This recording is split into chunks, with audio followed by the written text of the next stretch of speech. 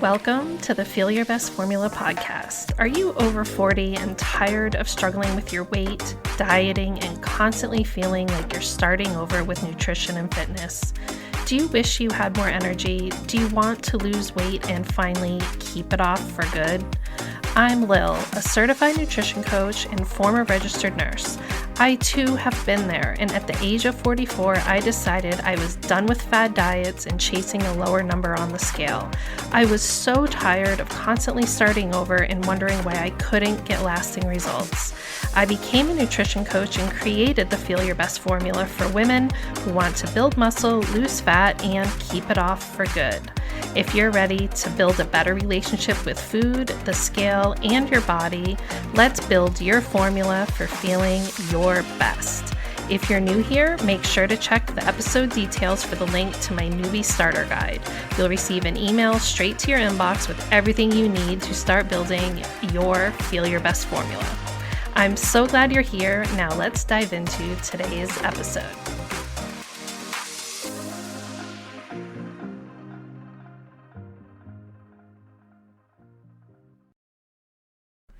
Hello, welcome to this week's mini session on the Feel Your Best Formula podcast. I'm Lil, and today I'm going to update you on my current fat loss phase. I'm 7 weeks into a fat loss phase, and I want to share with you 5 lessons I've learned in this 7-week process so that hopefully if you decide that you're ready for a fat loss phase at some point, then you can feel empowered and know that when you're doing it the right way, it's just going to be a much more pleasant experience for you compared to diets that you've done in the past. So, number 1, the first lesson that I learned is that it's just easier and more enjoyable when you're doing it the right way. And in my mind, the right way, a big part of that is I'm only cutting about 15 to 20% of my calories from my maintenance calories. So I'm about, on a daily basis, 300 to 400 calories less per day than what I was eating in maintenance.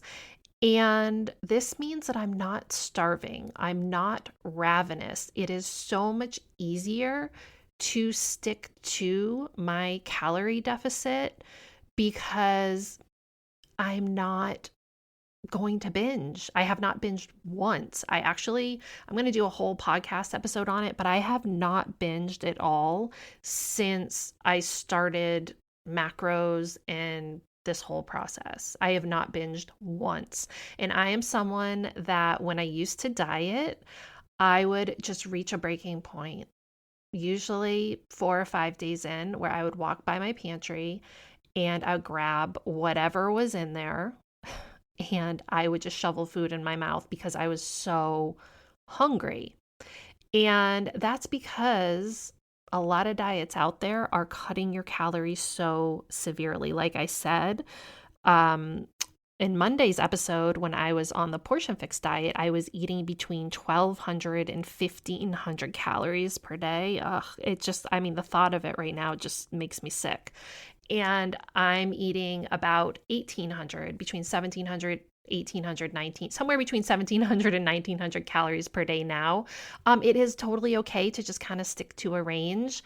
If you're someone that tends to get obsessive about numbers, you don't want to be trying to hit exactly your numbers every day. It's having a long-term view and understanding, I had 1,700 calories today, 1,800 calories tomorrow, maybe 1,900 calories on Saturday, then 1,700 calories on Sunday. It's about making sure that you're staying in a certain range.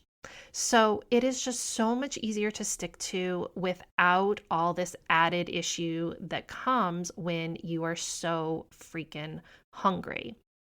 And I'm not as hungry because I'm eating 150 grams of protein per day. I'm eating plenty of fiber, and I'm pretty full and satisfied, especially after my meals, but I am getting hungry as my next meal is approaching, especially in the afternoon.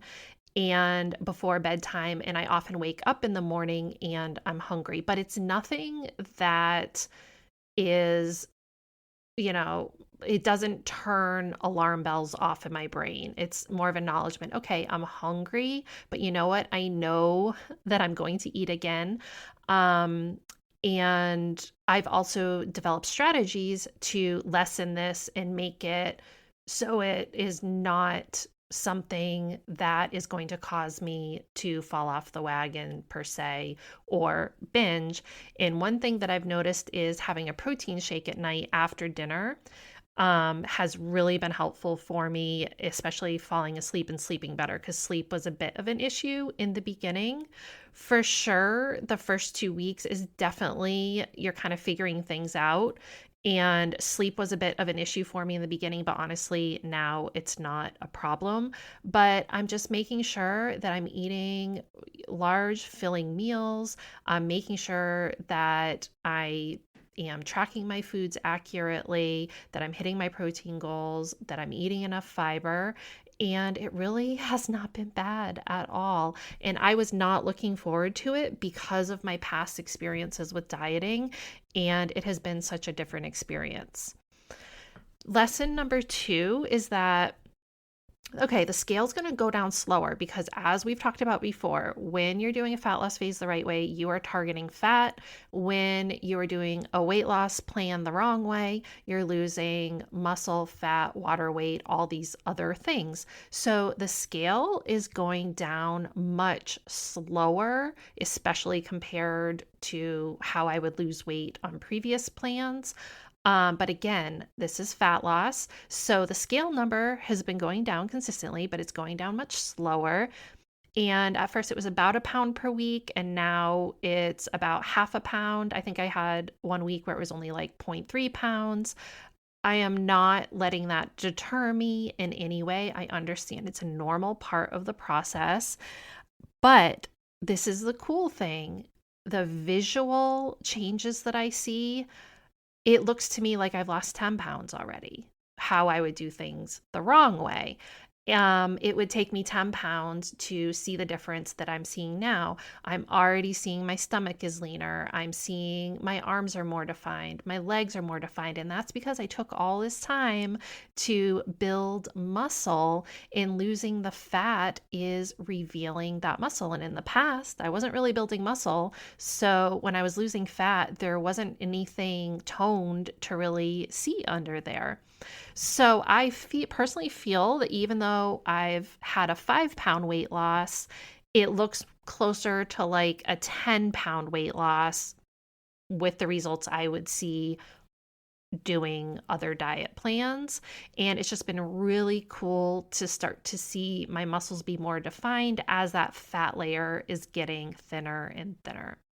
So, and if you actually think about what 5 pounds of fat looks like if you just had a big pile of fat in front of you, it's actually a pretty large volume. So I'm like, okay, well, that makes sense why I'm seeing these visual changes, even though the scale only moved a little bit the past couple weeks.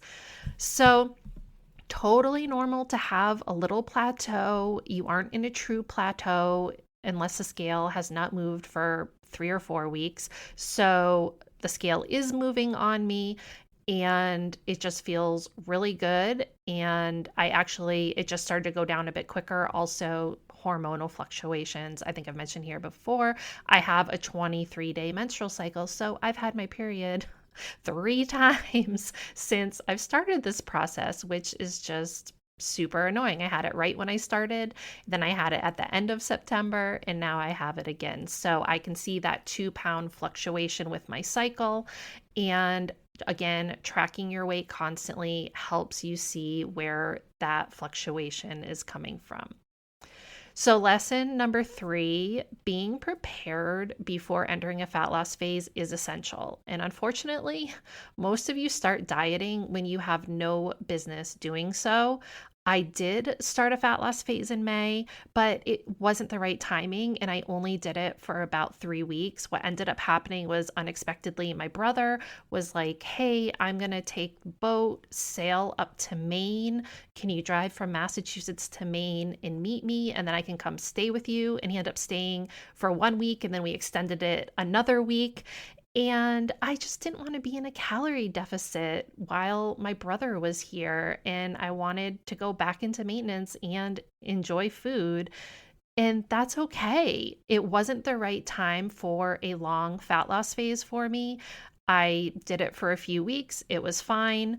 But maintenance is where you should be spending most of your time anyway. So choose your fat loss phase wisely, making sure that you're mentally, physically, and logistically prepared to set aside that time. I honestly would not recommend starting a fat loss phase right now.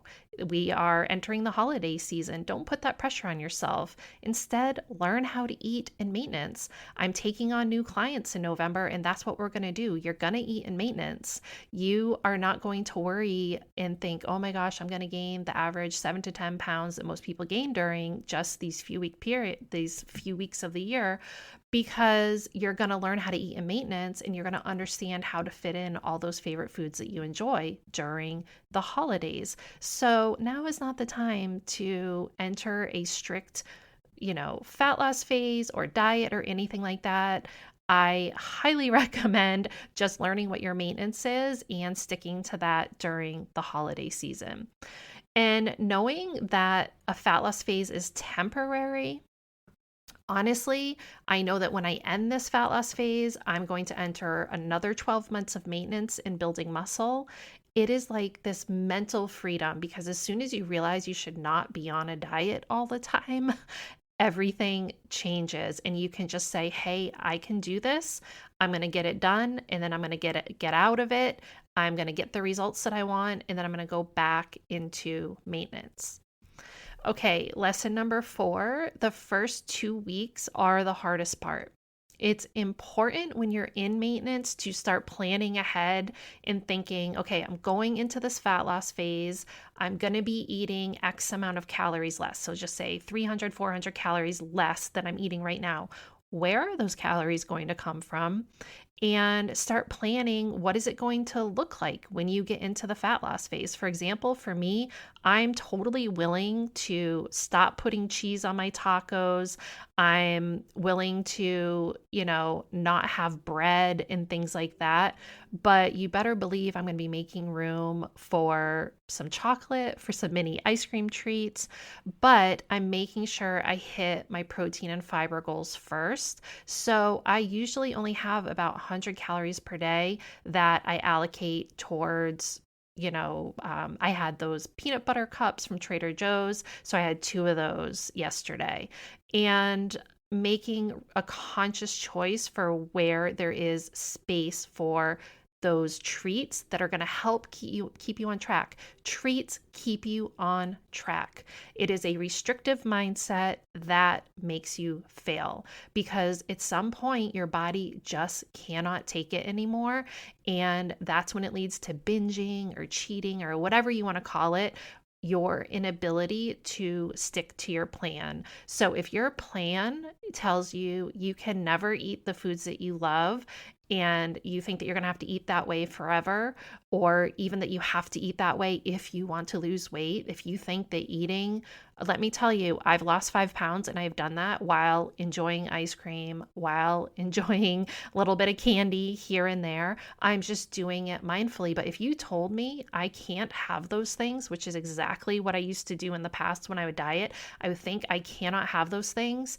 That's when I'm going to go wolf down an entire bag of gummy bears, or I'm going to eat half a container of peanut butter cups. Because if you don't give me some guidelines on how much actually would work for me and how much I could actually include while still reaching my goals, then I'm just going to say, F it, I'm just going to eat all of it. So having guidelines and having boundaries is so helpful, because then you can feel empowered when you choose to have things like a peanut butter cup. Okay, lesson number 5, understanding that you probably won't hit your final destination on your first fat loss phase. It totally depends on your starting point, but I can already tell I'm going to stop my fat loss phase at a point where in the past I probably would want to keep going to continue to lose more fat. But knowledge is power. And I know I'm going to go back into maintenance and building muscle for another 12 months. And I know doing that is going to lead me closer to my long term goal because I do need to get stronger and build more muscle. And then when I go into my next fat loss phase, I'm going to look even more toned and I'm going to be able to eat even more food because we understand this, right? If your body mass has more muscle in it, so say you weigh 150 pounds and you have a good amount of muscle versus 150 pounds where you got mostly fat and not muscle, those two bodies are going to require the same amount of calories, but you're going to look more toned in the body that weighs 150 pounds and has more muscle. So you get to eat more food and look the way you want to look. And that's my ultimate goal. I did do a post on my Instagram where I shared how I was 155 pounds before I started any sort of healthy lifestyle. This is when my kids were toddlers and before I even started going to a gym. I weighed 155 pounds. I got all the way down to 130 pounds by dieting, following extreme diets, and doing cardio workouts. And now I weighed about 165 pounds when I started this fat loss phase. And so I haven't weighed this much since my pregnancies. And I look better than I did 130 pounds, and I look better than I did at 155 pounds. Okay. So head on over to my Instagram if you want to see those photos because it makes the point for you. A muscled body is going to weigh more, but look better. Okay. And ultimately, I wonder to myself, am I going to end up back at 155 pounds where I was, before I started any of this over 15 years ago? And I'm so curious if that would be where I landed. And then I could really compare the two pictures because I was overweight, out of shape, had like no muscle and way too much body fat, and was just, that is probably the worst I've ever felt in my life. And I'd always thought, oh, 155 pounds on the scale for me is bad and it's out of shape. And that's what I thought when I was constantly chasing to get back down to 130 pounds because 130 pounds had been what I was when I was in college and, when I was young. And I always thought that was the goal, to be 130 pounds. Well, here I am, 35 pounds heavier. I look better. I feel better. My mental health is better. And I'm building this new version of myself that has let go of all those toxic thoughts and beliefs. So, understand that it's a process that you might need to take some time in a fat loss phase and then go back to maintenance and building and then not do another fat loss phase for at least 6 months, if not a year. My plan right now is to go an entire year before doing another fat loss phase. And I feel like this was really good timing to start it in September. And then I might go the week through Thanksgiving or I might start right before Thanksgiving. We will see. And that's the thing, not being rigid about what this looks like. I feel totally fine right now that I could keep going for another 3 weeks easily, but I'm just going to take it one day at a time, 1 week at a time, and see how it goes. And when I stop, and that's okay. It's not about constantly chasing that lower number on the scale. So I do want to remind you that I'm still weightlifting, which is going surprisingly well. I haven't lost any of my strength or anything like that. I'm still walking 8 to 10,000 steps a day, no additional cardio. I'm still following my macro plan. I'm still enjoying treats and my food choices and everything. It's just so much more enjoyable. And I'll put a link to my blog post where I actually posted my exact plan that I'm following. But please remember that my plan is made for me and your plan should be made for you. And trying to follow what someone else does not mean that it's going to work for you. And that's exactly what I do as a nutrition coach is I help you build your formula for feeling your best. And that depends on so many factors aside from just your nutrition and your fitness. Okay, that's it for today's mini session. Thank you for tuning in. Make sure to subscribe to my newsletter if you have not already. My emails go out on Monday mornings at 5 a.m. around the same time that my Monday podcast goes live, and it's always full of really great information.